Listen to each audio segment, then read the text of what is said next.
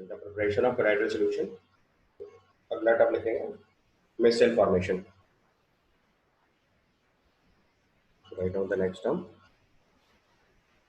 मिसल formation.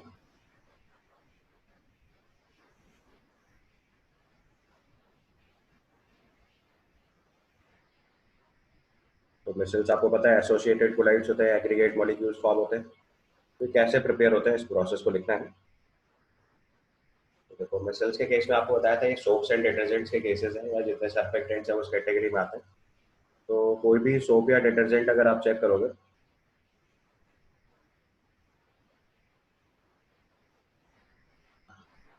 जो soaps and detergents होते हैं ये कार्बोक्सिलिक एसिड या सल्फोनिक एसिड्स के सोडियम और पोटेशियम सॉल्ट्स होते हैं। तो नॉर्मली इसमें एक लॉन्ग कार्बन चेन होगी,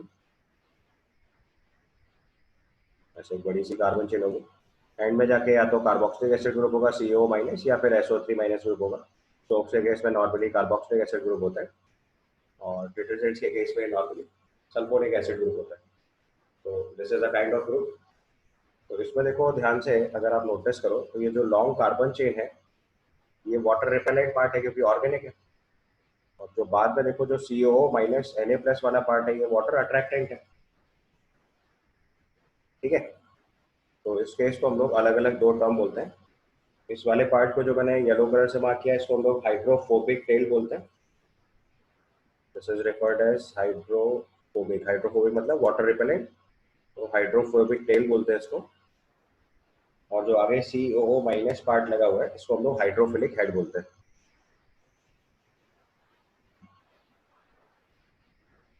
तो इसका मतलब जो सोप्स एंड डिटर्जेंट्स हैं इनके अंदर बेसिकली दो तरह के सेगमेंट्स हुए। एक पार्ट वाटर रिपेलेंट है और एक पार्ट वाटर अट्रैक्टेंट है। ठीक है। तो नॉर्मल कंडीशन में वाटर सॉल्युबल होंगे because of their hydrophilic head, वहां से हाइड्रोजन बॉन्डिंग बना के वाटर को डिसॉल्व कर देंगे। बट जैसे आप कॉन्सेंट्रेशन क्रिटिकल मिसल कॉन्सेंट्रेशन से ज़्यादा करेंगे, concentration greater than KMC and temperature greater than craft temperature,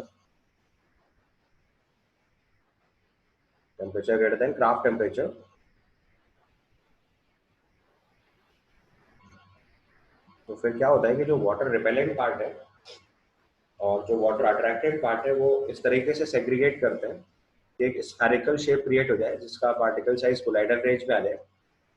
और जो चार्ज वाला पार्ट के पार्ट पोर्शन है वो सरकमफ्रेंस पे आएगा, और जो कार्बन वाली चेन है वो सेंटर की तरफ चली जाएगी। तो it will form something like this. ऐसा स्फेरिकल एक मॉलिक्यूल क्रिएट हुआ। अब इस स्फेरिकल मॉलिक्यूल में सेंटर की तरफ से ऐसे ये कार्बन चेन है, और सरकमफ्रेंस पे ऐसे देखो CO माइनस का चार्ज आ जा रहा है। ये ऐसे पूरी कार्बन चेन अंदर की तरफ चली गई है और सरकमफ्रेंस पे CO माइनस चार्ज आ जा रहा है। समझ में आ रही बात?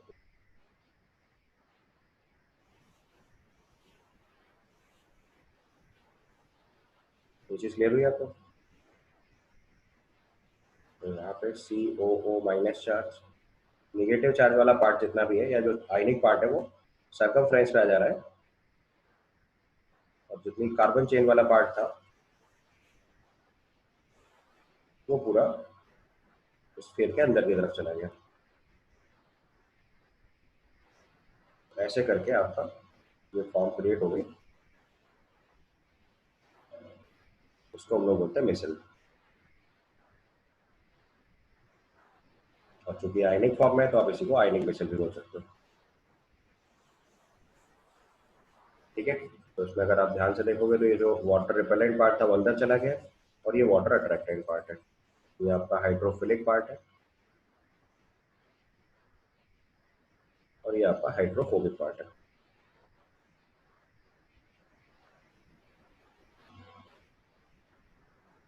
अब चूंकि देखो हाइड्रोफिलिक पार्ट जो है वो अभी भी वाटर के कांटेक्ट में है, इसलिए ये चीज प्रेसिपिटेट आउट नहीं हो पा रही है, और फाइनली आपका कोलाइडल फॉर्म में पहुंच जा रही है। तो यहाँ से particle size due to association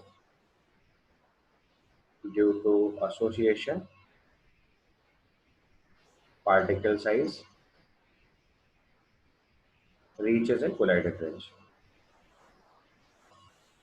Particle size reaches in colloidal range.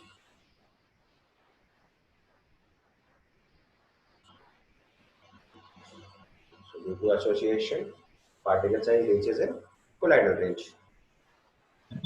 समझ आया कौन?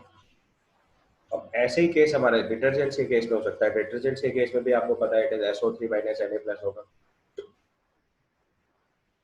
तो इससे हमारी मेसेल फॉर्मेशन होती है. कॉन्सेप्ट समझ में आया कि नॉर्मली जो सोप्स एंड डिटर्जेंट्स होते हैं उसमें एक हाइड्रोफिलिक हाइड्रोफोबिक टेल होती है और एक हाइड्रोफिलिक हेड होता है.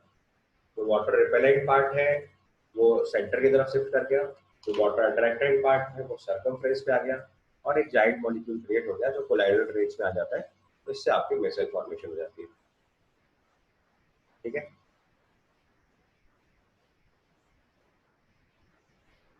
क्लियर यहाँ तक? उसको नोट कर लीजिए पहले. इसके बाद देखो जो क्रिटिकल मेसेल कॉन्सेंट्रेशन होती है वो यहीं से पता चल जाएगी. जितनी बड़ी कार्बन चेन लेंथ होगी क्रिटिकल मेसेल कॉन्सेंट्रेशन उसका इनवर्स प्रोपोर्शन चलेगा. तो उस चीज़ को हम लोग यहाँ पे एक रिलेशन के टर्म में लिखेंगे. तो जो क्रिटिकल मेसेल कॉन्सेंट्रेशन होती है वो इनवर्सली प्रोपोर्शनल टू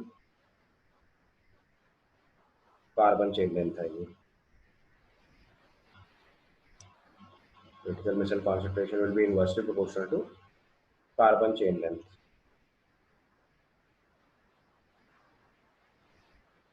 ठीक है. और cleaning action of soaps and detergent जो है वो इसी कॉन्सेप्ट पर डिपेंडेंट होता है. तो जब हम लोग एप्लीकेशन पार्ट पढ़ेंगे तो उसको दोबारा समझाएंगे. अभी सिर्फ इस चीज़ को लिख लीजिए. एक पॉइंट ये इंपॉर्टेंट हो गया. दूसरा पॉइंट में लिख लीजिए cleaning action of soaps and detergents. Cleaning action of soaps and detergents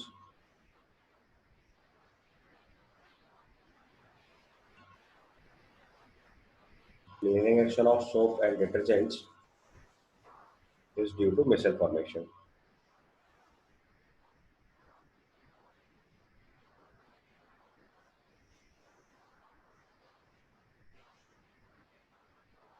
इसका एक इम्पोर्टेंट एप्लीकेशन है. तो अभी चैप्टर के एंड में एप्लीकेशन पार्ट सीखेंगे तब आपको बताएंगे कि कैसे ये काम करता है. नेक्स्ट पार्ट लिखेंगे purification of colloidal solution. Purification of colloidal solution.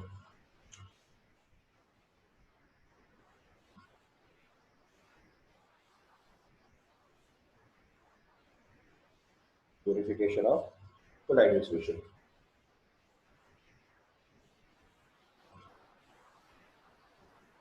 तो देखो कोलाइडल सॉल्यूशन के अंदर दो तरह की इम्प्योरिटीज हो सकती है. एक इलेक्ट्रोलाइट की इम्प्योरिटी हो सकती है और एक सस्पेंशन की इम्प्योरिटी हो सकती है. तो सस्पेंशन वाली इम्प्योरिटी तो बहुत आसानी से हट जाएगी. आप फिल्टर पेपर अप्लाई करिए तो फिल्टर पेपर से सस्पेंशन वाली इम्प्योरिटी फिल्टर होकर बाहर निकल जाएगी और प्योर कोलाइडल सॉल्यूशन आपको मिल जाएगा. उसका मतलब सस्पेंशन प्योरीफाई करना कोलाइडल सॉल्यूशन के कोई स्पेसिफिक रिक्वायरमेंट नहीं है. वो बहुत आसानी से होने वाला प्रोसेस है. तो जो स्टडी करने वाला प्रोसेस रिक्वायर्ड है that is your electrolyte purification. तो कोलाइडल सॉल्यूशंस के केस में इलेक्ट्रोलाइट जो है डिसॉल्व्ड स्टेट में होते हैं. उनसे कोलाइडल सॉल्यूशन को प्योरीफाई करना थोड़ा टेक्निकल काम होता है. तो उसके लिए बेसिकली हम लोग तीन प्रोसेसेस फॉलो करते हैं. First one is called dialysis, second one is electrodialysis and the third process is ultrafiltration. So colloidal solution के purification के तीन main techniques हैं dialysis, electrodialysis and ultrafiltration. Dialysis, electrodialysis and ultrafiltration. These are three techniques जिससे हम colloidal solution को purify करते हैं. तो देखो इसका प्रोसीजर ये है कि हम लोगों ने एक वाटर टैंक लिया पहले. तो पहले अगर आपको डेफिनेशन लिखिए पहले. तो डायलिसिस में लिखिए it is a process of removing dissolved substances from colloidal solution. It is a process of removing dissolved substances. It is the process of removing dissolved substances from a colloidal solution by means of diffusion through a suitable membrane. By means of diffusion through suitable membrane.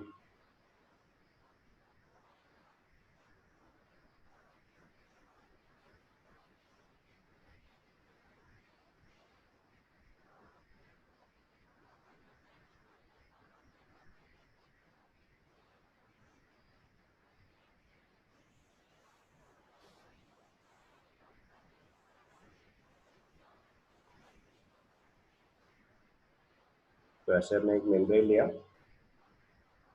इसके अंदर colloidal solutions को fill किया which contains electrolyte,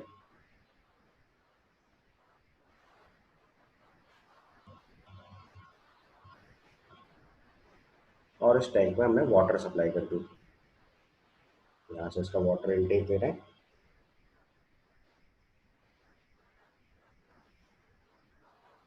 और ऊपर से यहाँ से water out कर दे रहे हैं।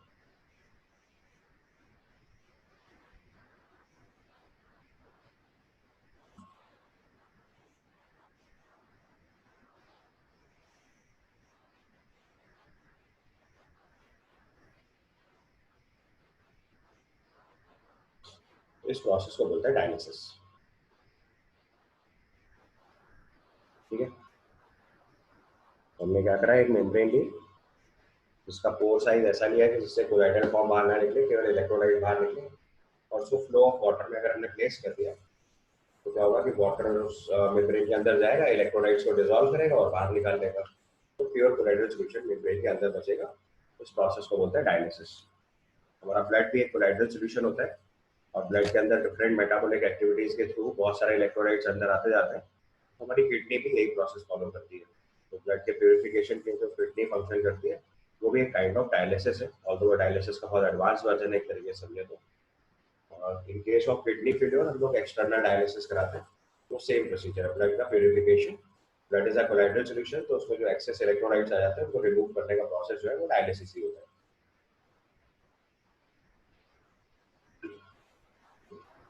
दूसरा प्रोसेस जो है वो इलेक्ट्रोडायलिसिस है। तो नॉर्मली जो डायलिसिस प्रोसेस होता है वो बहुत स्लो होता है। उसको फास्ट करने के लिए क्या करते हैं, इसी में दो इलेक्ट्रोड सप्लाई कर देते हैं। तो आपको पता है इलेक्ट्रोलाइट्स में कैटायन और एनायन कैरी कर रहे होंगे। तो जैसे आप इलेक्ट्रोड अप्लाई करोगे तो cation move to cathode, anion moves to anode, तो ये इलेक्ट्रोलिसिस अपने आप फास्ट हो जाएगा क्योंकि बाहर से इलेक्ट्रोड्स का अट्रैक्शन फोर्स काम करेगा, जिससे इलेक्ट्रोलाइट आसानी से मेम्ब्रेन के बाहर निकलेगा। तो अगर इसी प्रोसेस को थोड़ा फास्ट करना होता है तो विल अप्लाई इलेक्ट्रिक फील्ड। वही चीज आगे देखो लिखा हुआ है ऑर्डिनरी, अगला टर्म लिखा है इलेक्ट्रोडायलिसिस, उसमें लिखिए ordinarily the process of dialysis is quite slow, it can be made faster by applying the electric field if the dissolved substance is in the impure colloidal solution is only an electrolyte. The process is then named as electrolysis. तो देखो आपके board exam में इन सब पे short notes लिखने में आता है। जेई में इसमें तो ऐसा तक सवाल आ सकता है which of the following is a purification technique, और इनमें से कोई एक ऑप्शन लिखो और बाकी कोई रैंडम नाम लिख देना है। तो टर्म भी क्लियर होंगे तो भी आप क्वेश्चन निकालने की स्टेट में रहोगे। तो डायलिसिस सिंपली इलेक्ट्रोलाइट को या डिसॉल्व सब्सटेंसेस को बाहर निकालने का तरीका है। इसी में इलेक्ट्रोड सप्लाई कर दिए गए तो इलेक्ट्रोलाइट्स और आसानी से रिमूव होंगे, तो इसको इलेक्ट्रोडायलिसिस बोलते हैं। तीसरा प्रोसेस थोड़ा टेक्निकल है, जिसको हम लोग बोलते हैं अल्ट्रा फिल्ट्रेशन। ये थोड़ा टेक्निकल पार्ट है, इसको थोड़ा ध्यान से समझना है। तो प्रोसेस तो बहुत सिंपल रूटीन प्रोसेस है, आपको पता ही है। तो अगला टर्म लिखता है ultra filtration.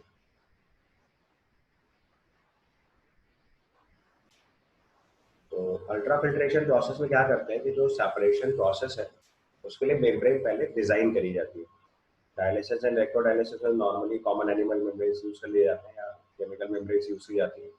But for ultra filtration process हम लोग एक ऐसी स्पेसिफिक मेम्ब्रेन बनाते हैं जो कि केवल कोलाइडल सॉल्यूशंस को अपने थ्रू बाहर नहीं निकलने देती है, so it is permeable to colloidal solutions.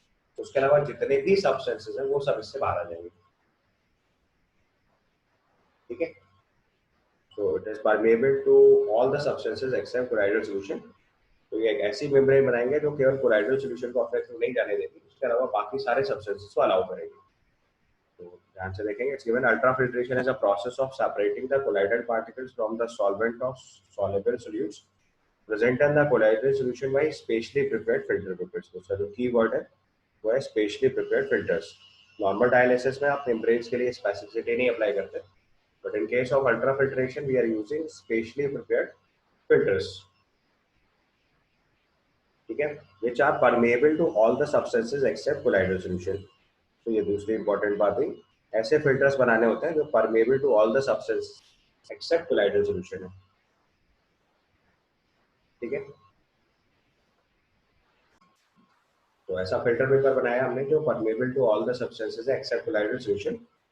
अब ऐसे फिल्टर पेपर या ऐसी मेम्ब्रेन्स बनाने के लिए हम लोग एक specific type of substance use करते हैं जिसको हम लोग बोलते हैं कोलाइडियन। तो अगले पार्ट में लिखा है colloidal particles can pass through ordinary filter papers because of the pore is too large.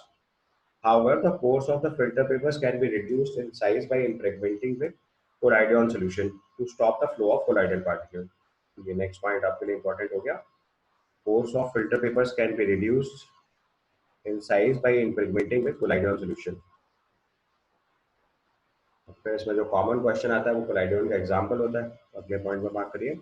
The usual collodion is 4% solution of nitrocellulose in a mixture of ether. ये आपको collodion का example याद कर लेना है. That's it. So ultrafilter papers can be filter paper in colloidal solution, hardening with formaldehyde and then finally drying it. तो इससे आपका अल्ट्राफिल्टर पेपर तैयार कर लिया और फिर जैसे डायलिसिस में पास कर रहे थे वैसे इसमें से भी आप वाटर फ्लो पास करोगे तो कोलाइडल सॉल्यूशन केवल मेम्ब्रेन के अंदर बचेगा, बाकी सारी चीजें इससे बाहर आ जाएंगी. So it will give you pure colloidal solution. So ultrafiltration ये आपकी प्यूरिफिकेशन टेक्निक हो गई. इसका नेक्स्ट प्रोसेस पे चलेंगे तो this is properties of colloidal solution. Write down the next term, properties of colloidal solution.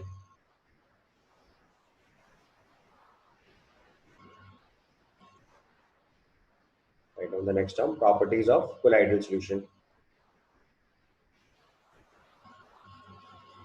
तो देखो इसमें सबसे पहली प्रॉपर्टी जो लिखेंगे this is called colligative properties. Properties of colloidal solution. तो सबसे पहली प्रॉपर्टी लिखिए कॉलिगेटिव प्रॉपर्टीज.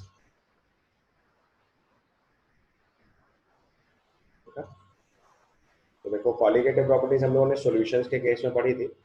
कोलाइडल सॉल्यूशंस भी कॉलिगेटिव प्रॉपर्टीज शो करते हैं और इनकी प्रॉपर्टी जो डिपेंड करती है वो number of disperse phase particles पे डिपेंड करती है. अब जो कोलाइडल पार्टिकल है उनका पार्टिकल साइज बड़ा होता है तो एक गिवन सॉल्यूशन में ट्रू सॉल्यूशन के केस में नंबर ऑफ सॉलिड यूनिट्स ज्यादा आएंगे रादर देन कोलाइडल सॉल्यूशन. तो कोलाइडल सॉल्यूशंस की जो कॉलिगेटिव प्रॉपर्टीज का ऑर्डर है वो ट्रू सॉल्यूशंस के रिस्पेक्ट में बहुत छोटा होता है, स्मॉलर होता है, क्योंकि नंबर ऑफ सॉलिड यूनिट्स यहाँ पे कम काउंट कर रहे हैं. ये चीज लिख लीजिए आगे. Write down colloids being bigger aggregates,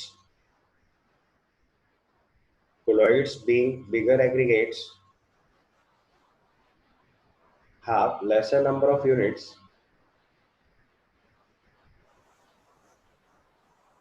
colloids being bigger aggregates have lesser number of units as compared to true solution. Colloids being bigger aggregates have lesser number of units as compared to true solution. So their colligative properties are of smaller order. So their colligative properties are of smaller order.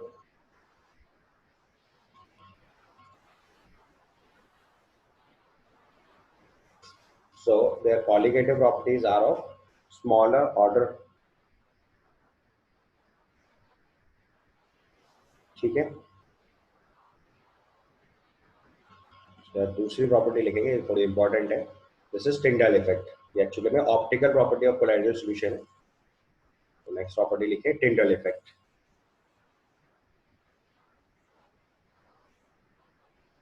Next property is Tyndall effect. तो अब देखो क्या होता है कि अगर हम एक ट्रू सॉल्यूशन लें और उसमें लाइट बीम पास करें तो लाइट बीम जो है वो पूरी क्रॉस हो जाएगी और आपको जो सॉल्यूशन है वो एकदम ट्रांसपेरेंट दिखेगा. और अगर आप उसकी जिस डायरेक्शन से लाइट आ रही है उस डायरेक्शन से अगर ऑब्जर्व करोगे तो आपको सॉल्यूशन ट्रांसपेरेंट दिख रहा होगा. और अगर आप उसके परपेंडिकुलर जिस डायरेक्शन से आपने लाइट पास करी है उसके परपेंडिकुलर डायरेक्शन से नोटिस करोगे तो आपको एकदम डार्कनेस दिखाई देगी. That means there is no light in that direction. लेकिन अगर ऐसे ही हम कोलाइडल सॉल्यूशंस को स्टडी करें, कोलाइडल्स का जो पार्टिकल साइज है वो 1 नैनोमीटर से लेकर 1000 नैनोमीटर के बीच में होता है. और आप जानते हो जितनी विजिबल लाइट यूज करते हैं उसकी वेवलेंथ जो है वो 400 नैनोमीटर से 750 नैनोमीटर के बीच में होता है. So there is a particle size of colloidals जिसमें लाइट की वेवलेंथ और कोलाइड्स का पार्टिकल साइज एक ही ऑर्डर में आ जाएगा. तो कोलाइडल पार्टिकल जो है वो लाइट को स्कैटर करना शुरू करते हैं. तो जब लाइट को स्कैटर करना स्टार्ट करते हैं तो आप उसके परपेंडिकुलर डायरेक्शन से भी अगर नोटिस करेंगे तो आपको ब्लूइश लाइट दिखाई पड़ेगी इस इफेक्ट को सबसे पहली बार फैराडे ने नोटिस किया था और बाद में एक टिंडल साइंटिस्ट उन्होंने स्टडी किया था, इसीलिए इसको टिंडल इफेक्ट बोलते हैं। तो नाउ यू राइट डाउन, और एक बार फिर से देख लो, मैं आपको लिटरेचर से बता देता हूँ। तो उसमें देखो सबसे पहले टर्म लिखा हुआ है, if a homogeneous solution placed in dark is observed in the direction of light, it appears clear, and if it is observed from the direction at the right angle of the direction of the light beam, it appears perfectly dark. तो true solution के case में जिस direction से light आ रही है, आप उस direction से अगर नोटिस करोगे तो क्लियर नोटिस में आएगा, उसके परपेंडिकुलर डायरेक्शन से नोटिस करेंगे तो परफेक्टली डार्क नोटिस में आएगा। बट यही काम अगर आप कोलाइडल सॉल्यूशन के साथ करोगे, मतलब लाइट बीम पास करी और आपने उसके परपेंडिकुलर डायरेक्शन से देखना स्टार्ट किया, तो देखो colloidal solutions viewed in the same way may appear reasonably clear or translucent by transmitted light, but they show a mild or strong opulence when viewed at the right angle of the passage of light. तो colloids में जो important बात हुई वो क्या हुई कि अगर आपने perpendicular direction से नोटिस करा तो आपको strong opulence, mild to strong opulence notice में opulence नोटिस में आएगी। इसका मतलब जो आपकी path of the right beam है वो आपको एलिमिनेटेड दिखाई पड़ेगी ब्लूइश लाइट में, इसी इफेक्ट को बोलते हैं टिंडल इफेक्ट। तो अगर आपको केवल ब्रीफली टिंडल इफेक्ट नोटिस करना है तो आप केवल इतनी बात लिख लो, colloidal solutions viewed perpendicular to the light beam, then they show a mild to strong opalescences when viewed at the right angle of the passage of light, that is the path of the beam is illuminated by bluish light. इसको हम लोग बोलते हैं Tyndall effect. तो जिस colloidal solutions में, जैसे आप देखो बगल के डायग्राम में चीज मैंने बना रखी है, एडजेसेंट डायग्राम में देखो जिस डायरेक्शन से लाइट जा रही है वो ये डायरेक्शन है और हम देख रहे हैं इसके परपेंडिकुलर डायरेक्शन से। तो जिस डायरेक्शन से लाइट जा रही है उसके परपेंडिकुलर डायरेक्शन से अगर आप नोटिस करोगे तो आपको लाइट का जो पाथ है वो ब्लूइश शेड में दिखाई देगा, उसको हम लोग टिंडल इफेक्ट बोलते हैं। नॉर्मली कोन जैसा दिखाई देता है, इसको टिंडल कोन बोलते हैं। ठीक है, अब ऐसा होता क्यों है तो उसका नीचे एक्सप्लेनेशन लिखा हुआ है, तो write down, it is due to the fact that colloidal particles scatters light in all the direction space. The scattering of light eliminates the path of the beam of the collider dispersion. उसका जो basically logic है Tyndall effect का वो है dispersion. So scattering of light in all directions is the main cause जिसकी वजह से Tyndall effect notice में आता है। So colloidal particles scatters lights in all the directions. ये जो स्कैटरिंग ऑफ लाइट है इसकी वजह से जो पाथ ऑफ द बीम है वो एलिमिनेट कर जाता है, जिसको हम लोग टिंडल इफेक्ट के फॉर्म में नोटिस करते हैं। Is that okay?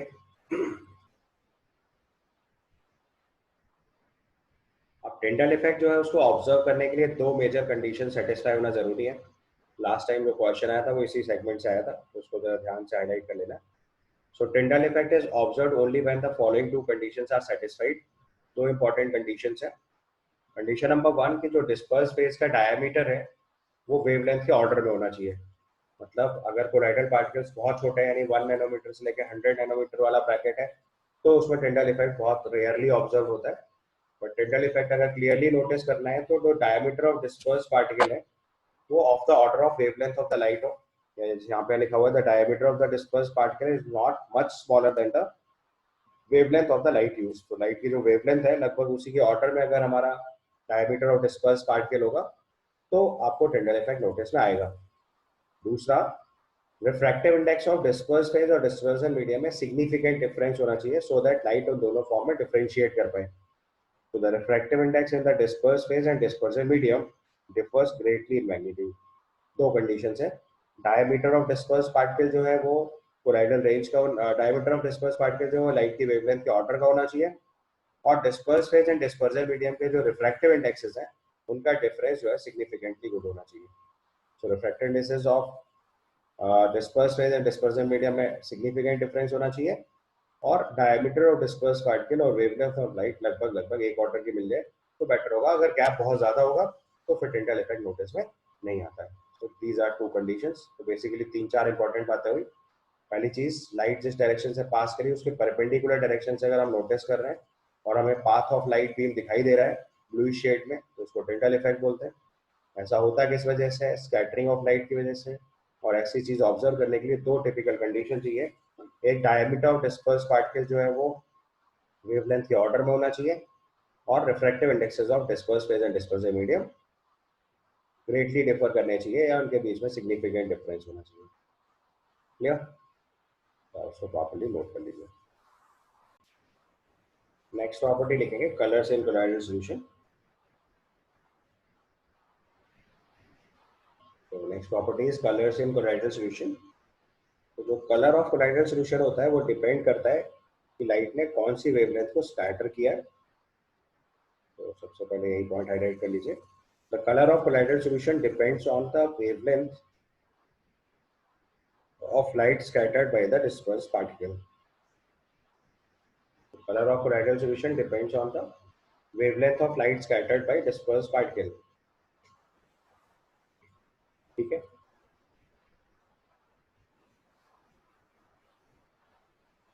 और जो ये वेवलेंथ डिस्पर्स होगी ये बेसिकली दो फैक्टर्स पे डिपेंड करेगी।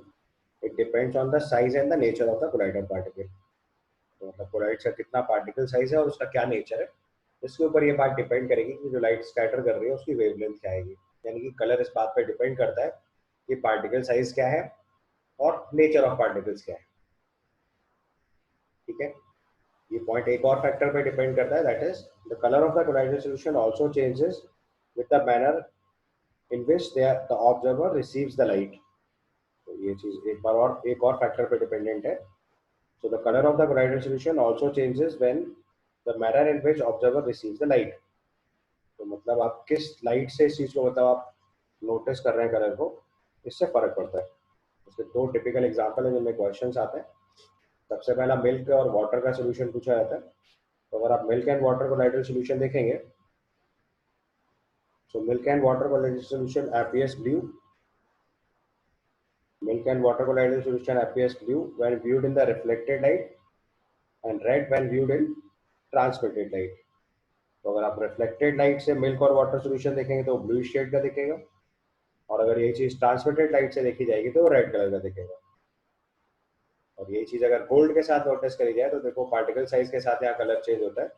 जो फाइनेस्ट गोल्ड सॉल होता है वो रेड कलर का होता है, और जैसे जैसे साइज बढ़ता चला जाएगा वैसे वैसे कलर चेंज करते करते purple and blue and finally golden हो जाता है। So finest gold part sol is red in colour. As the size of the particle increases it appears purple then blue and finally golden. यानी सबसे बड़ा particle size होगा तो golden दिखेगा, उससे छोटा साइज होगा तो ब्लू, उससे भी छोटा होगा तो पर्पल, और जो सबसे fine form of gold sol होता है वो रेड कलर का होता है, इसलिए रेड गोल्ड सॉल बोलते हैं अगर आपको टेक्निकल टर्म याद हो तो। ठीक है? उसके बाद अगली प्रॉपर्टी हम लोग लिखेंगे, this is called Brownian movement. So next term is Brownian movement. देखो ये टर्म आप लोगों ने बायोलॉजी में पढ़ा होगा पहले। अगर हम पोलन पार्टिकल्स को पानी में डालते हैं तो पोलन पार्टिकल्स जिगजैग पाथ में मूव करते हैं, तो एक डिफाइंड मोशन नहीं होता। उसको सबसे पहली बार एक ब्रिटिश बॉटनिस्ट थे रॉबर्ट ब्राउन, उन्होंने नोटिस किया था। उन्हीं की वजह से इस मोशन को हम लोग ब्राउनियन मूवमेंट बोलते हैं। The state of continuous zigzag motion all over the field of view. The motion was first observed by British botanist Robert Brown and known as Brownian movement. तो सबसे पहले अगर आपको टेक्निकल टर्म समझना है कि ब्राउनियन मूवमेंट का मतलब क्या है, तो ब्राउनियन मूवमेंट का मतलब ये है कि जो कोलाइडल पार्टिकल्स हैं वो एक जिगजैग पाथ में मूव करते हैं हमेशा, तो उस मूवमेंट को बोला जाता है Brownian movement. Last time JEE advance का क्वेश्चन इस पैराग्राफ से आया था, तो अगला टर्म मैं आपके लिए वही हाईलाइट कर रहा हूँ। तो जो मोशन होता है वो independent of nature of the colloidal solution होता है, बट ये डिपेंड करता है size and the particle of viscosity of the solution पे। ये चीज अपने को हाईलाइट कर लेनी है। So the motion is independent of nature of the colloids, मतलब आप कौन सा कोलॉइड ले रहे हैं इससे तो इंडिपेंडेंट है, but depends on the size and the particle of the viscosity of the solution. और कैसे डिपेंड करता है तो देखो अगले स्टेटमेंट में लिखा हुआ है, smaller the size lesser the viscosity faster is the motion. मतलब जितना छोटा पार्टिकल साइज होगा और जितनी कम विस्कोसिटी होगी मोशन उतना फास्ट होगा, क्योंकि पार्टिकल साइज बड़ा हो जाएगा तो उसका मूवमेंट स्लो हो जाएगा, और विस्कोसिटी अगर ज्यादा हो जाएगी तो भी मूवमेंट कम हो जाएगा। तो smaller the size, faster, smaller the size and lesser the viscosity, faster is the motion. ये आपको रिजल्ट याद कर लेना है। लास्ट टाइम जो जे एडवांस में क्वेश्चन आया था वो इसी स्टेटमेंट से आया था। So smaller the size and lesser the viscosity, faster is the motion. ठीक है, ये हो गया एक पार्ट कि ब्राउनियन मूवमेंट होता क्या है, first question. Second question, Brownian movement depend किस बात पे करता है। तीसरा पार्ट आता है कि ब्राउनियन मूवमेंट का कॉज क्या है। तो देखो अपने स्टेटमेंट मैंने मेंशन किया है, the Brownian movement has been explained due to the unbalanced bombardment of the particle by the molecules of dispersion medium. तो जो डिस्पर्जन मीडियम के पार्टिकल्स हैं वो अनबैलेंस्ड बम्बार्डमेंट करते हैं कोलाइडल पार्टिकल्स के ऊपर या डिस्पर्स फेज के ऊपर, तो उसकी वजह से ब्राउनियन मूवमेंट आता है। तो Brownian movement has been explained to be due to the unbalanced bombardment of the particles by the molecules of dispersion medium. तो बिल्कुल briefly लिखना है, तो it is unbalanced bombardment of the particles by the molecules of the dispersion medium. तो dispersion medium के जो particles हैं वो अगर unbalanced bombardment करते हैं colloidal particles के ऊपर, तो उससे Brownian movement नोटिस में आता है। और फिर इस मूवमेंट का खास बात क्या है, what is advantage of this, ये कोलाइड्स की स्टेबिलिटी के लिए रिस्पॉन्सिबल होता है। तो लास्ट पार्ट में देखो, it's given the Brownian movement has steering effect which does not permit the particle to settle, thus it is responsible for the stability of the solid। तो जो ब्राउनियन मूवमेंट है वो किसी भी कोलाइडल सॉल्यूशन की stability के लिए responsible है, क्योंकि ये स्टीयरिंग इफेक्ट क्रिएट करता है, तो इसको फाइनली सेटल डाउन नहीं होने देता। वो continuously all over the field move करते रहेंगे, तो सस्पेंशन फॉर्म में नहीं पहुंच पाएगा, it will remain a colloidal solution. तो Brownian movement is responsible for stability of colloids. फिर से देख लो, तीन चार मेन बातें हुई। पहली चीज, ब्राउनियन मूवमेंट होता क्या है, जिगजैग मोशन। किस पे डिपेंडेंट है, नेचर से इंडिपेंडेंट है, बट साइज और विस्कोसिटी पे डिपेंडेंट है। Size smaller, viscosity come, faster motion. Cause of Brownian movement is unbalanced bombardment of the particles of the dispersion medium, and it is responsible for the stability of the salt because it causes stirring effect. So these are some 3-4 things जो बहुत important है। Last year का advance का question इसी segment से आया था, तो उसको एक बार ध्यान से नोटिस कर लीजिए। So right on the next term, charge of colloidal particles. So colloidal particles में हमेशा कोई ना कोई इलेक्ट्रिक चार्ज होता है। The nature of this charge is same for all the particles. ठीक है, तो कोलाइड्स में खास बात क्या होती है कि या तो इस पे सब पे पॉजिटिव चार्ज होगा या सब में नेगेटिव चार्ज होगा। मतलब कोलाइडल सॉल्यूशंस में हमेशा कोलाइड्स के ऊपर कोई एक पर्टिकुलर चार्ज होगा, आइदर ऑल पॉजिटिव और ऑल नेगेटिव, ये फिक्स है। मतलब कोलाइड्स के केस में ऐसा नहीं होता कि पॉजिटिव चार्ज भी है नेगेटिव चार्ज भी है। तो either colloids have all positive charge और they have all negative charge. मतलब कोलाइड्स के केवल एक ही टाइप का चार्ज होता है, या तो सब पॉजिटिव या फिर सब negative. So colloidal solutions have either all positive charges or all negative charges. Is that okay? So colloidal particles have either all positive charges or all negative charges. तो ये चीज हाईलाइट कर लेनी है सबसे पहले। So colloidal particles always carries an electric charge. The nature of this charge is the same for all the colloidal particles. ये important point है colloids के केस में। So nature of this charge is same for all the particles in a given colloidal solution. They may be either positive or negative। तो इसमें जो important चीज है वो है either positive और negative। इसको बहुत ध्यान से हाईलाइट कर लो। मतलब कोलाइड्स में या तो सब पॉजिटिव चार्ज होंगे या सब नेगेटिव चार्ज होंगे, दोनों चार्ज नहीं होते, एक ही टाइप का चार्ज होता है कोलाइड्स में। सो आइदर ऑल पॉजिटिव और ऑल नेगेटिव। उसमें जो देखो सबसे पहले टाइप का क्वेश्चन है वो ये आता है कि कौन सा कोलाइडल सॉल्यूशन किस चार्ज को कैरी करता है। तो उसकी टेबल एनसीईआरटी में दी है, मैंने वही कॉपी कर दी है। तो positively charge salt and negatively charge salt. तो सबसे पहले तो आपको ये दोनों टाइप के कोलाइडल सॉल्यूशंस लर्न करने हैं, कौन सा पॉजिटिव होता है कौन सा नेगेटिव होता है।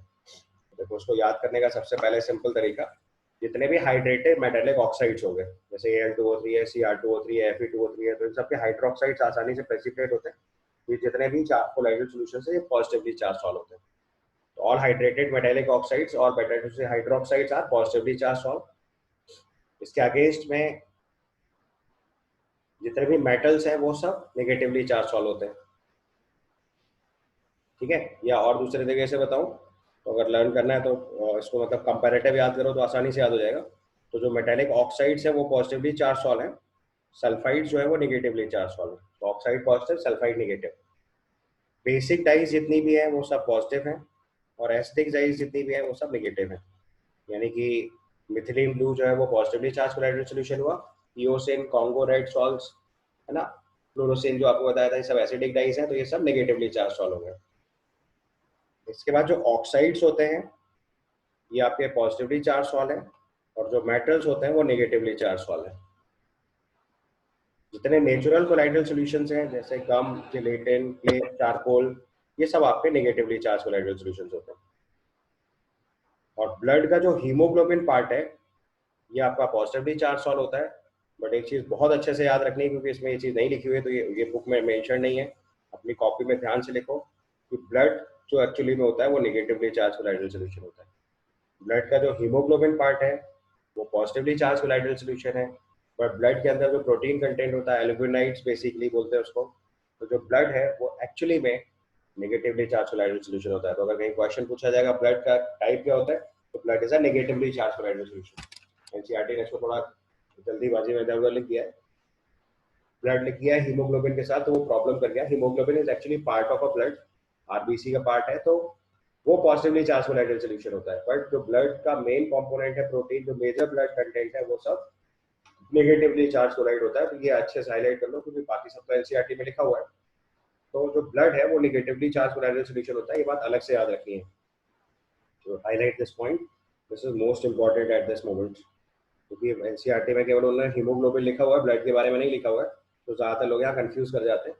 तो इसलिए इसको क्लियरली मेंशन करना है that blood is a negatively charge colloidal solution. Blood के अंदर जो हीमोग्लोबिन है वो पॉजिटिवली चार्ज कोलाइडल सॉल्यूशन है। कोलाइडल सॉल्यूशन में चार्ज ऐसे पता चलेगा कि आपको याद करना है, मैं बोल तो रहा हूँ, सुन ही नहीं रहा हूँ ध्यान से। ये जो टेबल है ये लर्न करनी है, किस कोलाइडल सॉल्यूशन पे कौन से टाइप का चार्ज होता है, that you have to learn. ऐसे नहीं पता चलेगा, तरीका होता है अभी कैसे होता है, बट वो एक दो स्पेसिफिक एग्जांपल में बता सकते हैं आपको। सारे केसेस नहीं पता होंगे, सारे केसेस तभी पता होंगे जब आप लर्न कर पाओगे, इसीलिए मैंने आपको कंपैरेटिव याद कराया। जो ऑक्साइड्स या हाइड्रेटेड ऑक्साइड्स होते हैं वो सब पॉजिटिवली चार्ज कोलाइडल सॉल्यूशन है, सल्फाइड जो है वो नेगेटिवली चार्ज कोलाइडल सॉल्यूशन है, बेसिक डाइज जितनी भी है वो सब पॉजिटिवली चार्ज कोलाइडल सॉल्यूशन है, acidic dyes negatively charge colloidal solutions है, मेटल ऑक्साइड्स जो होते हैं वो पॉजिटिवली चार्ज कोलाइडल सॉल्यूशंस हैं, मेटल्स जो है वो नेगेटिवली चार्ज कोलाइडल सॉल्यूशंस हैं, हीमोग्लोबिन जो है वो पॉजिटिवली चार्ज कोलाइडल सॉल्यूशन है, और ब्लड जो है वो नेगेटिवली चार्ज कोलाइडल सॉल्यूशन है। और जितने भी नेचुरल कोलॉइड्स हैं जिसमें कम, जिलेटिन, क्ले, चारकोल एक्सेट्रा, ये सब हमारे नेगेटिवली चार्ज कोलाइडल सॉल्यूशंस हैं। तो ज्यादातर क्वेश्चन एनसीईआरटी से आता है, तो आपको ये टेबल एकदम ठीक से याद होनी चाहिए। ब्लड इसमें बस सबसे इंपॉर्टेंट है। लास्ट ईयर जो क्वेश्चन आया था वो फेरिक हाइड्रोक्साइड को लेके आया था, that was hydrated metallic oxides, उससे क्वेश्चन था। अब जो चार्ज का प्रिंसिपल रीजन होता है that is your preferential adsorption. तो नेक्स्ट हम लिखिए, principal reason of charge on colloids is preferential adsorption.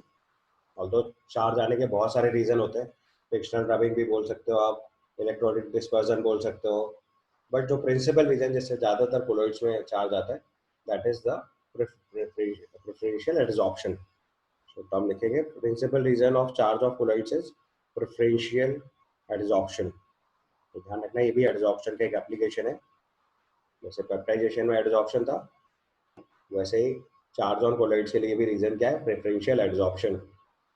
So principal reason of charge of colloid is preferential adsorption. Generally, the ion common to the colloid particle preferentially adsorbed. Generally, the ion common to the colloidal particles preferentially adsorbed. तो उससे आपके colloids के ऊपर charge आता है। यहाँ पे देखो थोड़े टिपिकल सवाल बनते हैं एडवांस लेवल के, वो मैं आपको वन बाय वन समझा रहा हूँ। तो सपोज करो हमने एक AgNO3 सोल्यूशन लिया, और इस AgNO3 सोल्यूशन में हमने KI सोल्यूशन ऐड किया, and I am adding KI solution in excess. So AgNO3 KI solution के मिक्सचर में KI अगर एक्सेस में है तो सबसे पहले इसका प्रेसिपिटेशन होगा, तो सिल्वर आयोडाइड बना, सबसे पहले इसका प्रेसिपिटेशन हुआ, उससे सिल्वर आयोडाइड बना। अब तो उसने, मैंने देखो ऊपर वाले स्टेटमेंट में क्या लिखा है, generally the ion common to the colloidal particles preferentially adsorb. तो इनमें से कॉमन आयन कौन सा है हमारे पास, Ag प्लस I माइनस में एक Ag प्लस आयन है, एक I माइनस आयन है, और एक्सेस में कौन सा आयन प्रेजेंट है, I माइनस। उस पर प्रेफरेंशियली कौन सा आयन एड्सॉर्ब करेगा, आई माइनस, तो एजी आई पे आई माइनस एड्सॉर्ब कर गया। तो मतलब एजी प्लस पे आई माइनस एड्सॉर्ब करेगा तो नेगेटिव चार्ज क्रिएट होगा, तो इससे ये नेगेटिवली चार्ज कोलाइडल सॉल्यूशन मिलेगा।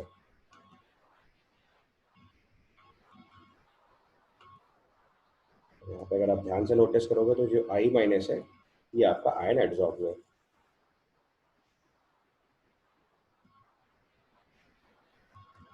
ये आयन प्रेफरेंशियली एड्सॉर्ब वाला केस है। समझ आई बात? तो AgNO3 की आई अगर एक्सेस में रिएक्ट कर रहा है तो उससे AgI और I माइनस बन रहा है, उससे निगेटिवली चार्ज कोलाइडल सॉल्यूशन बन रहा है, और इस पे I माइनस आयन जो है वो एड्सॉर्ब कर गया है। ओके, अब अगर हम KI में एक्सेस ऑफ AgNO3 ऐड कर दें, so I'll take the second example of this in which AgNO3 is in excess, और उसमें KI ऐड कर रहे हैं तो उससे सिल्वर आयोडाइड आएगा आपका। और अब सिल्वर आयोडाइड पे एक्सेस में कौन कौन से दो आयन है, एक Ag प्लस एक NO3 माइनस, कॉमन कौन सा है Ag प्लस, अगर Ag प्लस एड्सॉर्ब होगा तो अब ये कैसा चार्ज बनेगा, पॉजिटिवली चार्ज बनेगा solution.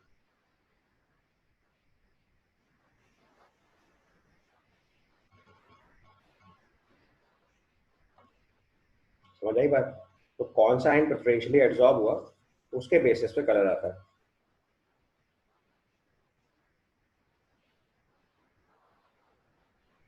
Positively charge colloidal solution या नेगेटिवली चार्ज कोलाइडल सॉल्यूशन कौन सा फॉर्म बनेगा, ये डिपेंड करेगा कि कौन सा आयन प्रेफरेंशियली एड्सॉर्ब हुआ है। और आयन प्रेफरेंशियली कौन सा एड्सॉर्ब होता है, जो आयन एक्सेस में प्रेजेंट हो और common to the colloidal solution हो, जिससे कोलाइडल फॉर्म बन रही है, तो उसमें जो आयन कॉमन मिल जाएगा वो एड्सॉर्ब करेगा। ठीक है, ठीक है। एक और एग्जांपल अगर इसी कैटेगरी में काउंट करें, तो अगर आपने FeCl3 को हॉट वाटर में डिजोल्व कराया, तो FeCl3 plus excess of hot water, FeCl3 plus excess of hot water, उसकी हाइड्रोलिसिस से जो कोलाइडल फॉर्म बनेगी उसमें Fe3 प्लस आयन एब्सॉर्ब कर जाएगा, तो it will form positively charge colloidal solution. So it will be Fe2O3 dot Xs2O, और उसके ऊपर Fe3 plus ion differentially absorb कर जाएगा, तो ये आपका देखो पॉजिटिवली चार्ज कोलाइडल सॉल्यूशन बना।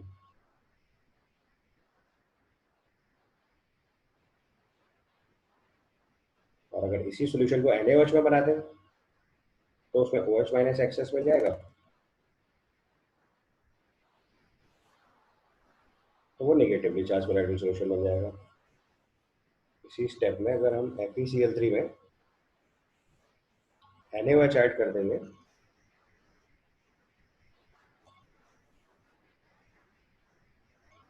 अगर आप इसी FeCl3 सॉल्यूशन में हॉट वाटर की जगह NaOH ऐड करेंगे, तो अब इसका जो कोलाइडल फॉर्म बनेगा Fe2O3 डॉट Xs2O, इस पर प्रेफरेंशियली OH माइनस एड्सॉर्ब कर जाएगा।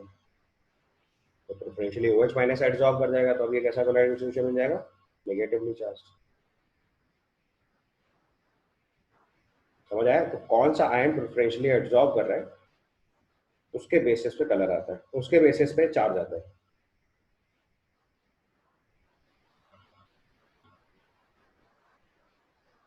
और आयन कौन सा प्रेफरेंशियली एड्सॉर्ब होता है, जो कॉमन होगा कोलाइडल फॉर्म से। ठीक है, तो अब जो कोलाइडल सॉल्यूशन बना उसमें एक पर्टिकुलर चार्ज आ रहा है, या तो पॉजिटिव या नेगेटिव, तो उसकी एक फिक्स चार्ज लेयर्स बनी। और साथ में सॉल्यूशन में देखो जो आयन एड्सॉर्ब हो गया उससे तो लेयर पे चार्ज क्रिएट कर दिया। अभी एक और आयन बचा हुआ है जो काउंटर आयन था, जैसे KI का I माइनस अगर एड्सॉर्ब हो गया तो भी K प्लस आयन बचा है ना, तो जो एक्स्ट्रा वाला आयन बचा है वो इसके ऊपर डिफ्यूज कर जाता है। तो हमारे पास एक फिक्स चार्ज लेयर हुई कोलाइडल सॉल्यूशन की, और उसके ऊपर एक दूसरी डिफ्यूज लेयर होगी जो एड्सॉर्ब हुई। तो अगर आपको जैसे एग्जांपल से बताऊं, पहले वाले एग्जांपल को अगर हम ध्यान से देखें, तो हमारे पास AgI I माइनस का कोलाइडल सॉल्यूशन था, तो उसको आप फिक्स लेयर बोल सकते हो, और उसके ऊपर K प्लस आयन जो है वो डिफ्यूज कर जाएगा, तो चार्ज तो वो भी है ना प्रेजेंट में। तो आपके पास एक फिक्स लेयर बनेगी और एक डिफ्यूज लेयर बनेगी। तो दो ऑपोजिट चार्ज लेयर क्रिएट हो गई। अब आपने फिजिक्स में ये चीज सीखी हुई है कि अगर दो ऑपोजिट चार्ज लेयर्स होती है तो उनके बीच में पोटेंशियल ड्रॉप क्रिएट होगा। ये आपकी एक चार्ज लेयर हो गई कोलाइडल सॉल्यूशन की, और दूसरी चार्ज लेयर इसके ऊपर एक डिफ्यूज कर गई जो उस वाले आयन की है जो एक्सेस में था वहां पे। तो ये जैसे मान लो अगर इसी एग्जांपल को लिखें तो ये माइनस चार्ज की वजह से फिक्स लेयर हो गई, ये आपकी फिक्स लेयर हो गई ऑफ कोलॉइड, और ये आपकी डिफ्यूज लेयर हो गई।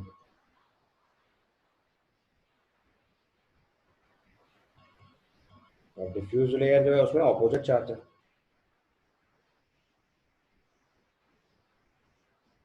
ये देखो दो ऑपोजिट चार्ज लेयर आ गई।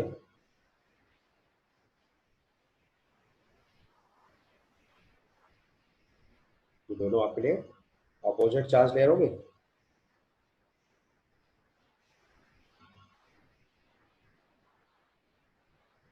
these two are opposite charge layer।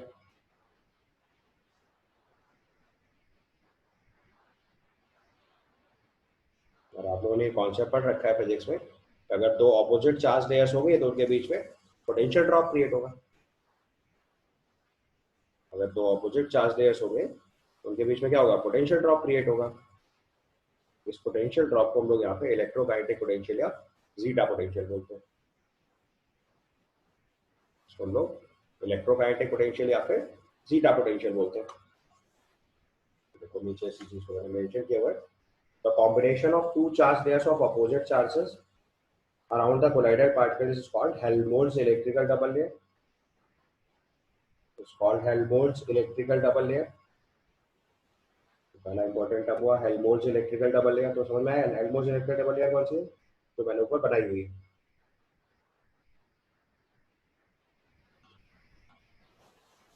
जो ऊपर प्रोसेस बना इसी को हम लोग हेल्महोल्ट्ज इलेक्ट्रिकल डबल लेयर बोल सकते हैं।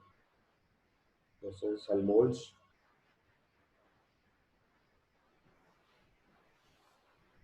इलेक्ट्रिकल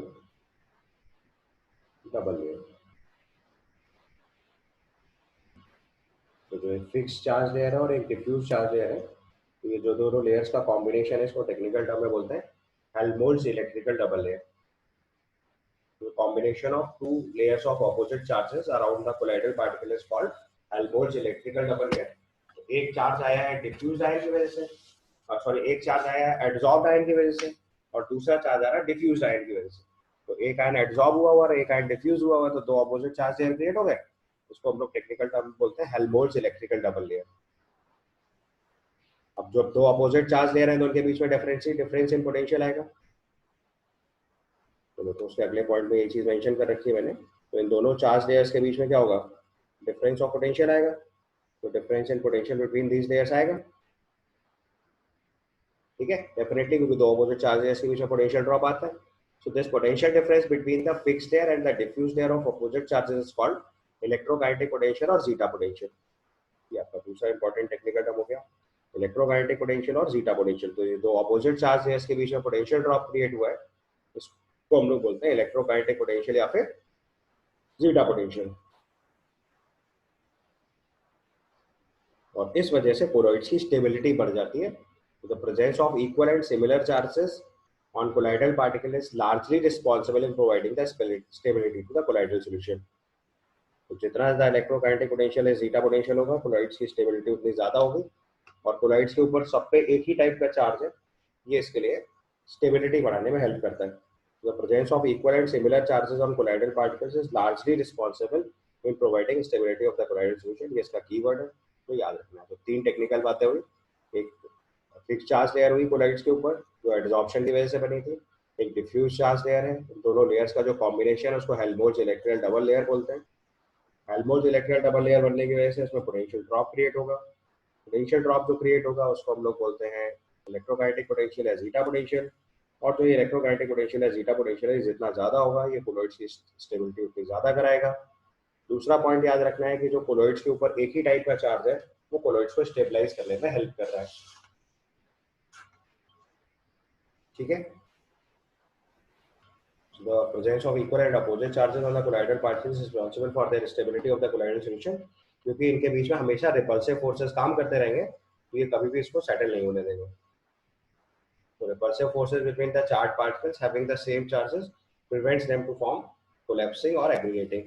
तो क्योंकि सारे कोलाइड्स पे एक ही तरीके का चार्ज है, या तो पॉजिटिव या नेगेटिव, तो उनके बीच में हमेशा रिपल्शन बना रहेगा, तो वो कभी भी इसको एग्रीगेट नहीं बनाते देंगे या कोलैप्स करने से हमेशा रोकेंगे.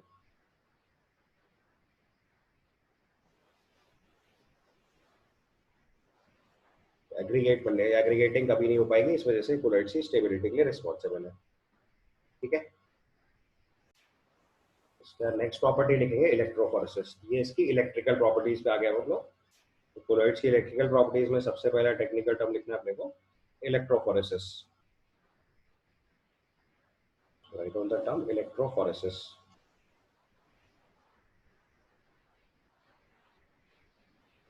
तो अब देखो कोलॉइड्स पे सब पे एक ही टाइप का चार्ज है, तो अगर हम कोलाइडल सॉल्यूशन की इलेक्ट्रोलिसिस कराएंगे तो डिस्पर्स फेज पे या तो पॉजिटिव चार्ज होगा या नेगेटिव चार्ज होगा. तो इलेक्ट्रोलिसिस की वजह से इसका आयन या तो कैथोड की तरफ मूव करेगा या एनोड की तरफ मूव करेगा.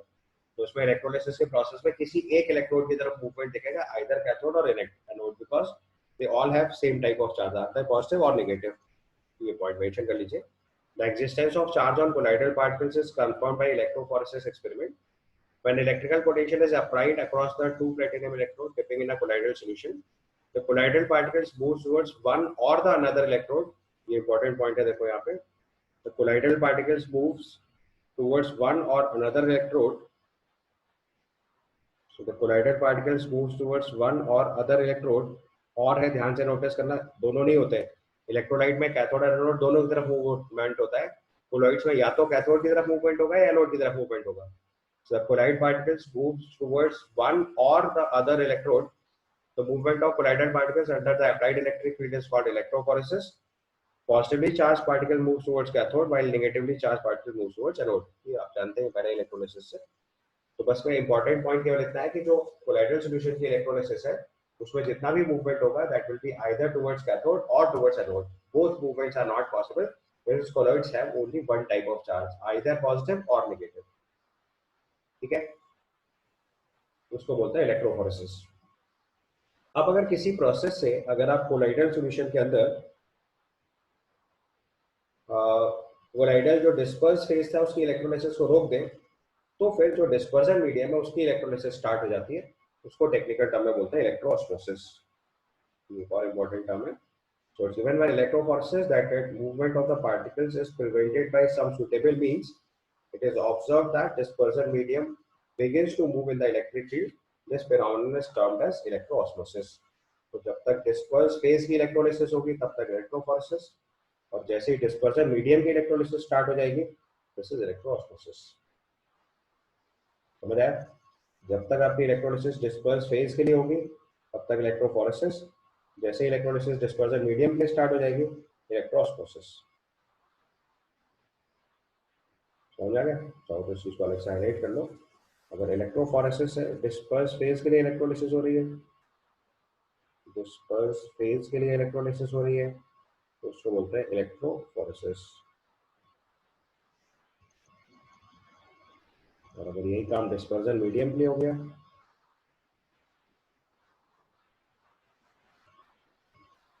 तो उसको बोलेंगे इलेक्ट्रोऑस्मोसिस.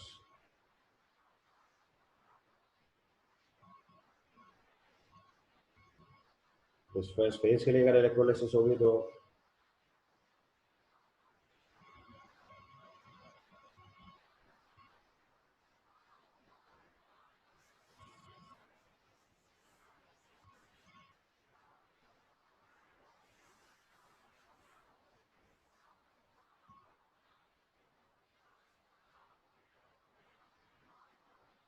डिस्पर्जन मीडियम के लिए इलेक्ट्रोलिसिस हो रही होगी तो उसको बोलेंगे इलेक्ट्रोऑस्मोसिस.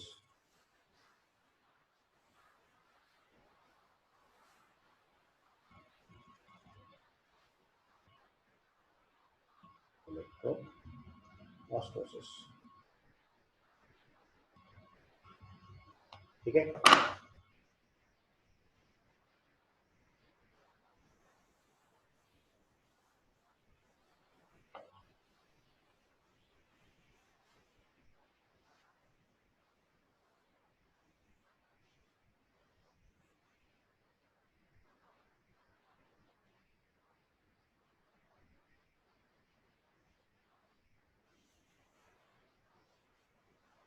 क्लियर हो? उसके बाद नेक्स्ट हम लिखेंगे हम लोग कोगुलेशन और प्रेसिपिटेशन। नेक्स्ट हम कोगुलेशन और प्रेसिपिटेशन। तो देखो ये पेप्टाइजेशन का रिवर्स प्रोसेस है। पेप्टाइजेशन में हम लोग पेप्टाइजेशन वाले प्रोसेस में हम लोग प्रेसिपिटेट से कोलाइडल फॉर्म बनाते थे। अभी अगर कोलाइडल फॉर्म से प्रेसिपिटेशन वाले पार्ट पे जाएंगे तो दिस इज कॉल्ड कोगुलेशन और प्रेसिपिटेशन। तो write down the process of settling of colloidal particles is called coagulation or precipitation of the salt. So basically reverse process of peptidation है। तो coagulation के procedures में अगर लिखना शुरू करें तो सबसे पहला लिखिए कोगुलेशन ऑफ लायोफोबिक कोलाइड्स।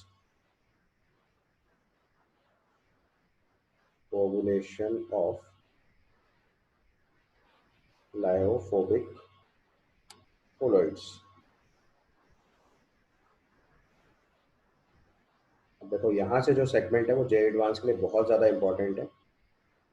उसके पहले वाला पोर्शन ज़्यादातर लर्न करने वाला था, तो मेजॉरिटी ऑफ द क्वेश्चन जो थे वो थ्योरेटिकल आते थे। यहाँ से थोड़े टेक्निकल क्वेश्चन बनते हैं, उसके थोड़ा ध्यान से समझना। ऑल्दो भी थोड़ा पोर्शन और थ्योरेटिकल है।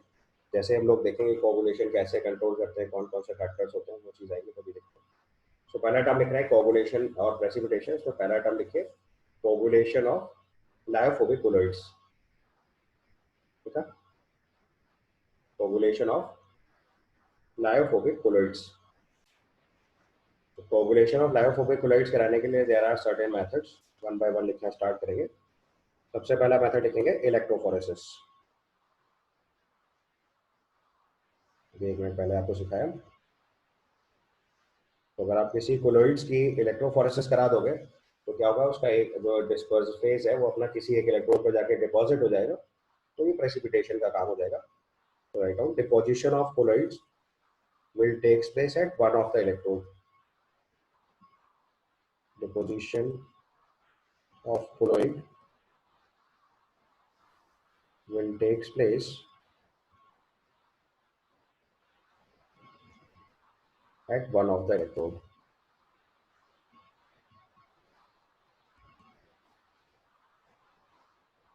तो किसी एक इलेक्ट्रोड पे डिपोजिशन हो जाएगा तो it is equivalent to a precipitation. तो फर्स्ट टर्म इज इलेक्ट्रोफोरेसिस। दूसरा प्रोसीजर जो होता है इसमें क्या करते हैं, हम दो ऑपोजिटली चार्ज सॉल्ट्स को मिक्स कर देते हैं। तो second technique is mixing of two oppositely charge salts. Two oppositely mixing of two oppositely charged salts। तो अगर दो ऑपोजिट चार्ज सॉल्ट को हम लोग मिक्स करते हैं तो इससे भी कोगुलेशन हो जाता है या प्रेसिपिटेशन हो जाता है। इसी को टेक्निकल टर्म है म्यूचुअल कोगुलेशन बोलते हैं। अगर ये टर्म लिख आएगा तो ठीक है, अगर इसका शॉर्ट टर्म एक वर्ड में ये बात लिखी हो, we'll use a term mutual coagulation.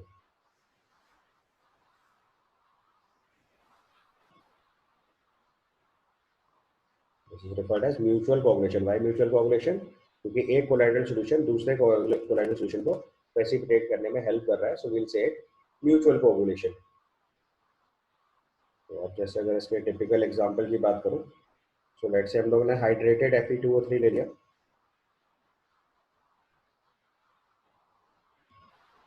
तो हाइड्रेटेड फेरिक ऑक्साइड क्या हो गया, पॉजिटिवली चार्ज हो गया। या फिर शायद हाइड्रेटेड मेटेलिक ऑक्साइड जो होते हैं पॉजिटिवली चार्ज सॉल्व होते हैं। और इसमें आर्सेनिक सल्फाइड, मेटेलिक सल्फाइड जो है वो नेगेटिवली चार्ज सॉल्व होते हैं। तो पॉजिटिवली चार्ज सॉल्व में एक नेगेटिवली चार्ज सॉल्व ऐड किया तो उसका जो रिजल्टेंट होता है वो होता है कोगुलेशन। दोनों फॉर्म इंडिविजुअली प्रेसिपिटेट हो जाते हैं। सो आर्सेनिक सल्फाइड और हाइड्रेटेड फेरिक ऑक्साइड, एक पॉजिटिवली चार्ज सॉल्व है, एक नेगेटिवली चार्ज सॉल्व है। अगर दोनों को मिक्स कर दिया जाए तो they'll undergo कोगुलेशन। दो ऑपोजिटली चार्ज सॉल्व के साथ ऐसा बिहेव होता है। This is also referred as mutual coagulation.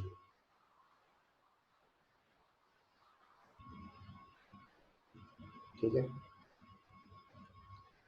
तीसरा प्रोसेस जो इस कैटेगरी में फॉलो करते हैं this is called boiling.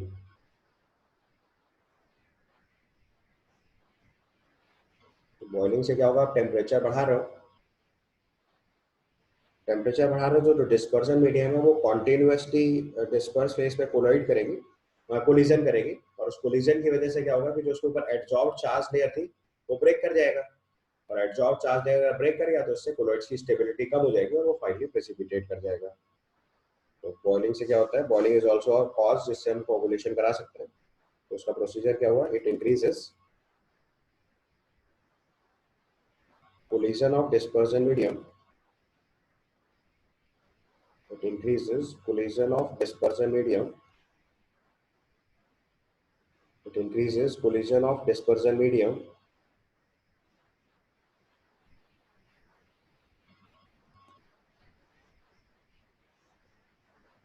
it increases collision of dispersion medium on it increases collision of dispersion medium on adsorbed charge layer, on adsorbed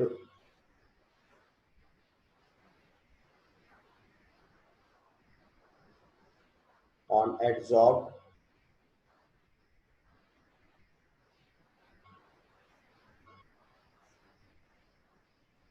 layer or your adsorbed charge layer,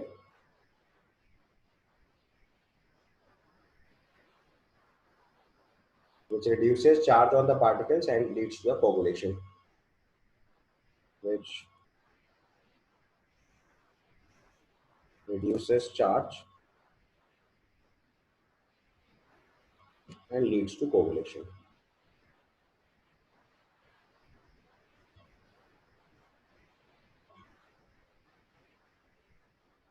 boiling से भी आप coagulation करा सकते हो। ये सब simple theoretical points हैं, अभी प्रैक्टिकल पॉइंट इसका फिफ्थ वन है। फोर्थ प्रोसेस होता है persistent dialysis. So next process is by persistent dialysis, by persistent dialysis।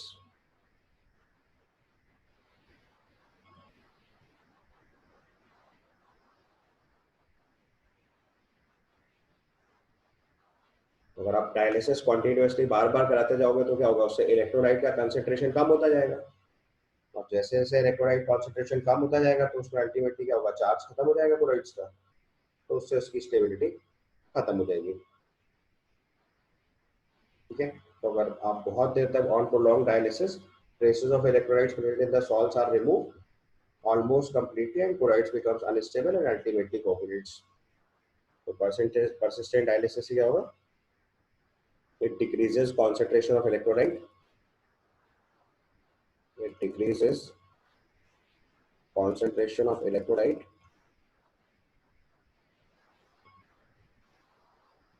which makes colloids unstable, which makes colloids unstable, और फाइनली ये भी प्रेसिपिटेशन की तरफ लीड करता है। ये तो सिंपल थ्योरेटिकल पॉइंट है चार। ठीक है, सबसे पहला electrophoresis, mixing of oppositely charge salts, boiling and persistent dialysis. अब जो उसका सबसे इंपॉर्टेंट की पॉइंट है जिसपे मेजर क्वेश्चन बनते हैं वो इसके बाद लिखना है, fifth point. Fifth point is by addition of electrolytes, by addition of electrolytes। अब देखो इलेक्ट्रोलाइट से दोनों काम होते थे, तो प्रेसिपिटेट से कोलाइडल सॉल्यूशन बनाना था, पेप्टाइजेशन में तो वहां पेप्टाइजिंग एजेंट था इलेक्ट्रोलाइट, अब यहाँ कोगुलेटिंग आयन है, तो by addition of electrolyte,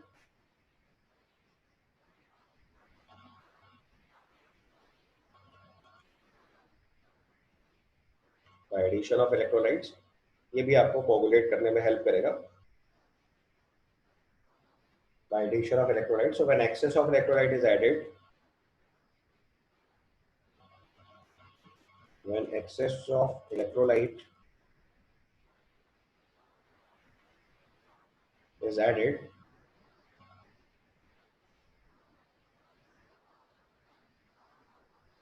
the colloidal particles are precipitated,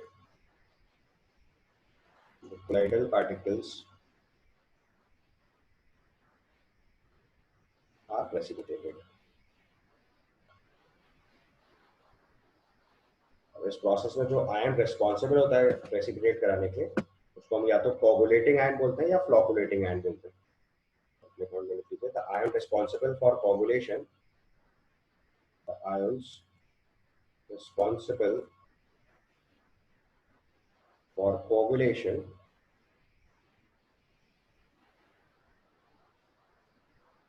the ions responsible for coagulation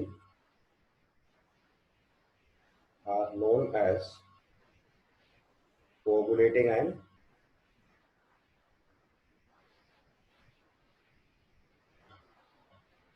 or flocculating ions.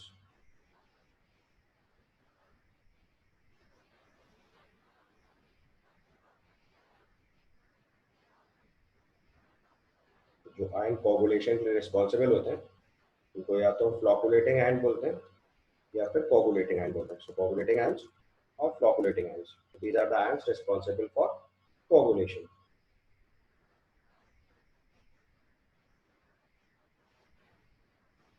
ठीक है, अब इस चीज को स्टडी करने के लिए एक टिपिकल रूल फॉलो किया जाता है जिसको हम लोग बोलते हैं हार्डी-सूजर रूल। नेक्स्ट हम लिखेंगे हार्डी-सूजर रूल।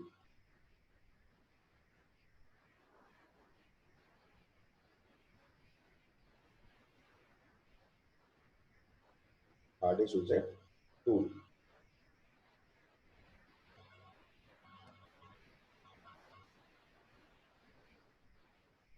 उसका means हार्डी-सूजर rule.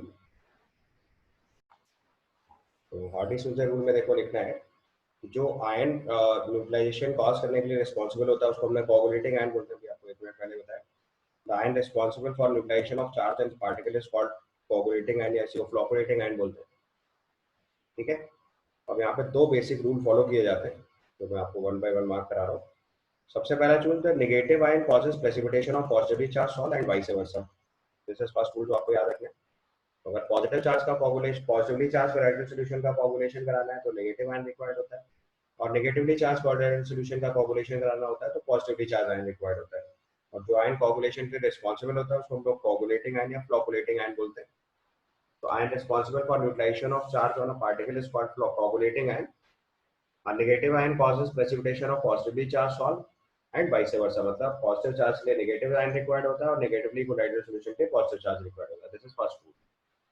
Second rule is it has been generally observed that greater the valency of the flocculating ion added, the greater is the power, greater is power to cause precipitation।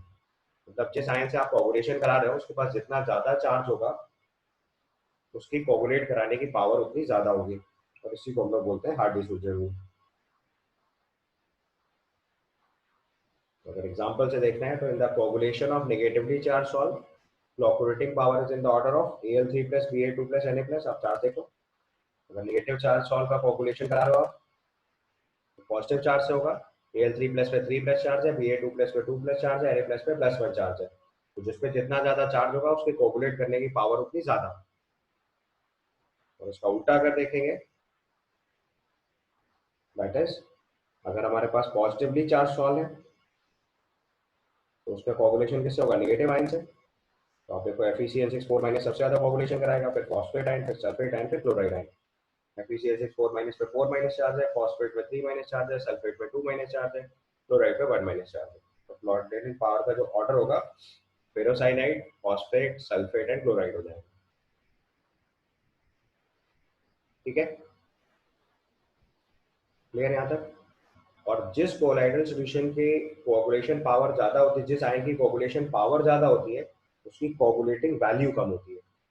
तो उसका अगला term लिखा है the minimum concentration of an electrolyte, the minimum concentration of an electrolyte in millimoles per liter required to cause precipitation of salt in 2 hours is called coagulating value। इस पे numerical question बनता है, बहुत simple question बनना है। मतलब जिस भी इलेक्ट्रोलाइट की वजह से आप कोगुलेशन करा रहे हो उसकी कॉन्सेंट्रेशन मिलीमोल्स पर लीटर में लिखना होता है। हम लोग नॉर्मली मोलारिटी निकालते हैं बट यहाँ पे उल्टा करना है, यहाँ पे आपको निकालना है मिलीमोल्स पर लीटर में। So minimum concentration of electrolyte in millimoles per liter required to cause precipitation of salt in 2 hours। अगर 2 घंटे के अंदर प्रेसिपिटेशन नहीं होता है तो हम मान लेते हैं कोलाइडल सॉल्यूशन स्टेबल है। तो ऑब्वियसली जिस आयन की वजह से कोगुलेशन पावर ज्यादा होगी उसके कम अमाउंट से कोगुलेशन हो जाएगा। तो जितनी कोगुलेटिंग पावर ज्यादा होती है उसकी कोगुलेशन वैल्यू कम होती है. So smaller the quantity needed higher will be the coagulating power of the ion. यानी जो कोगुलेटिंग वैल्यू है और जो कोगुलेशन पावर है वो एक दूसरे के इनवर्स रिलेशन में है. ठीक है. तो जिस इलेक्ट्रोलाइट के लिए कोगुलेटिंग पावर ज्यादा होगी उसकी कोगुलेटिंग वैल्यू कम होगी. ये चीज अलग से नोट बना के लिख दीजिए. The electrolyte having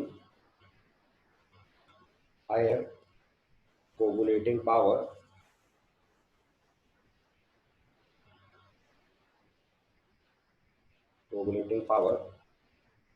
have lesser coagulating value.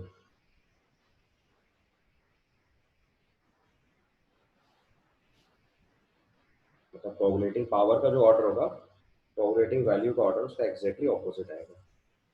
तो नीचे लिखा है smaller the quantity needed higher will be the coagulating power of the ion. ऐसे को अगर सिंपल टर्म में लिखें तो the electrolyte having higher coagulating power have lesser coagulating value. ठीक.